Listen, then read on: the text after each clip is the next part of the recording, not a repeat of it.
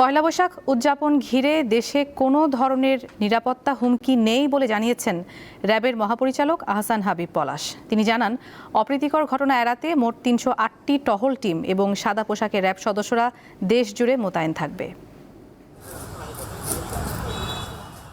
২০০১ সালে রমনা বটমূলে ভয়াবহ বোমা হামলার ঘটনা মাথায় রেখে এরপর থেকেই সেখানে বর্ষবরণ ঘিরে সর্বোচ্চ নিরাপত্তা ব্যবস্থা নেয় আইন শৃঙ্খলা বাহিনী। এবারের উদযাপন ঘিরেও তার ব্যতিক্রম হয়নি। সোমবার সকালে রাজধানীর রমনা বটমূলে র্যাবের নিরাপত্তা ব্যবস্থা পরিদর্শন করতে যান বাহিনীর মহাপরিচালক। জানান, রমনা বটমূল সহ যেসব স্থানে বর্ষবরণ অনুষ্ঠান হবে সেসব এলাকায় বিশেষ নিরাপত্তা বলয় গড়ে তোলা হয়েছে।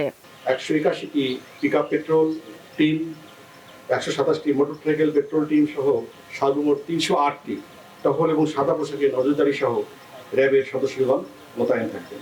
রাজধানীর গুরুত্বপূর্ণ স্থানসমূহে র্যাবের বোম ডিসপোজাল ইউনিট এবং ডগ স্কোয়াড সুইপিং কার্যক্রম চালিয়ে যাচ্ছে।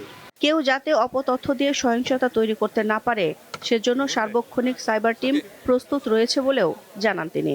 গোয়েন্দা তথ্য, সাইবার মনিটরিং সহ অন্যান্য তথ্য বিশ্লেষণপূর্বক বাংলা নববর্ষকে কেন্দ্র করে নাশকতার ব্যাপারে কোনো সুনির্দিষ্ট তথ্য এখন পর্যন্ত পাওয়া যায়নি।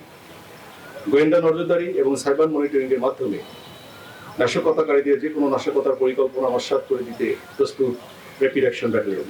এদিকে ডিএমপি জানিয়েছে, নগরবাসীর পহেলা বৈশাখ উদযাপন নির্বিঘ্ন করতে ৬,০০০ পুলিশ মোতায়েন করা হচ্ছে। ইম্পর্টেন্ট যে স্থানগুলোতে আমাদের জনসমাগম হতে পারে সেগুলিকে সামনে রেখে আমরা আমাদের নিরাপত্তা ব্যবস্থা গ্রহণ করেছি। পোশাকে এবং সাদা পোশাকে ট্রাফিক পুলিশ সহ প্রায় ৬,০০০ পুলিশ সদস্য আমাদের বিভিন্ন নিরাপত্তা স্তরে মোতায়েন থাকবে।